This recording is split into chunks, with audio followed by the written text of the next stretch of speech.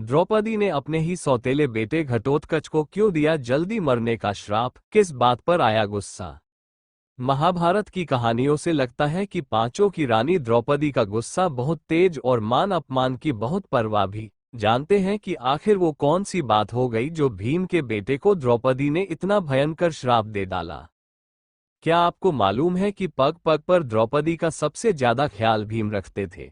जब भी द्रौपदी आहत होती थी या कष्ट में होती थी तो उन्हें सबसे पहला साथ भीम का ही मिलता था, लेकिन उन्हीं के बेटे घटोत्कच में द्रौपदी ने ऐसा श्राप दे डाला जिससे भीम के दुख की कोई सीमा नहीं रही। घटोत्कच की मां इससे सबसे ज्यादा विचलित हुई, क्योंकि अपने ही परिवार को कोई किसी को ऐसा शाप देने के बारे में सोच भी नहीं सकता था। द्रौपदी ने भीम और हिडिंबा के अकेले बेटे घटोत्कच को जल्दी मरने का शाप दे दिया। शाप में उन्होंने कहा, घटोत्कच की मृत्यु न केवल जल्दी हो जाएगी बल्कि बिना लड़े ही हो जाएगी।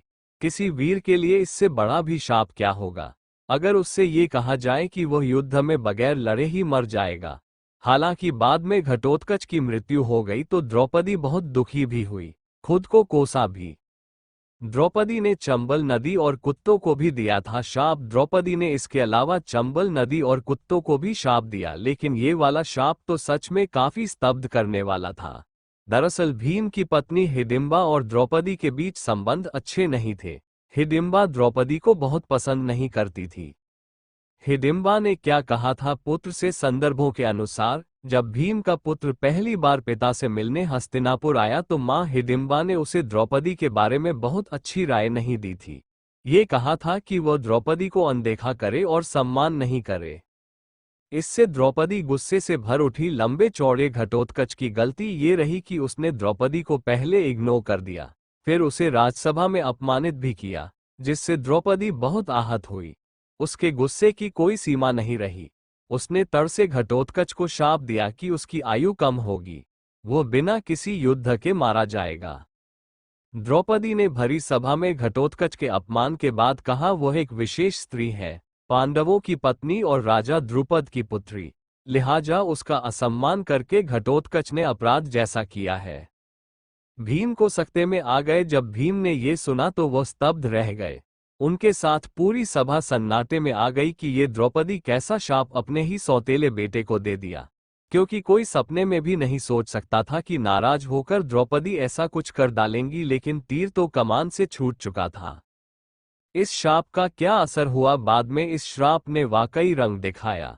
महाभारत के युद्ध में कर्ण ने उसे इंद्र का अमोघ अस्त्र चलाकर मारा, जबकि वह वास्तव में अर्जुन पर इसका प्रयोग करना चाहता था।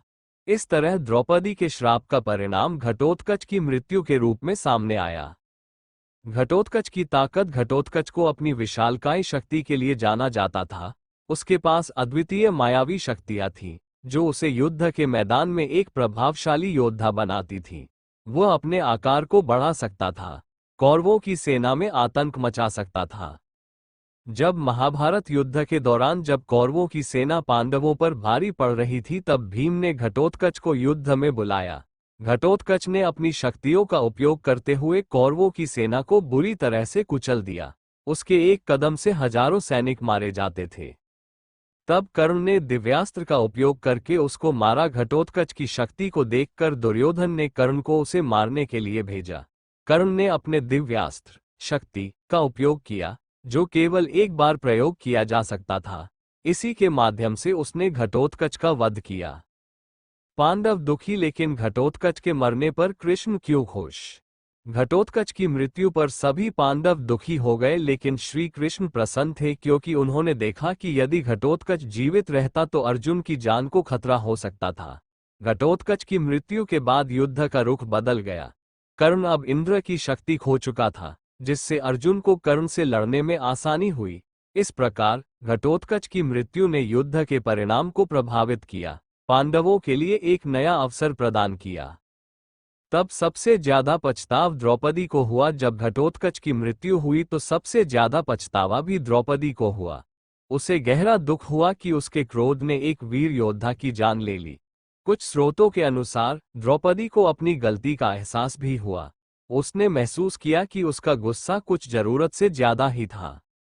द्रौपदी में गुस्सा कुछ ज्यादा था। द्रौपदी का स्वाभिमान बहुत ऊंचा था। धर्मशास्त्रों में कहा गया है कि द्रौपदी का स्वभाव स्वाभाविक रूप से गुस्सैल था। उसका गुस्सा अक्सर उसकी प्रतिक्रियाओं में झलकता था, जिससे वह अपने अधिकारों और सम्मान की रक्षा के लिए तत्पर रहती थी।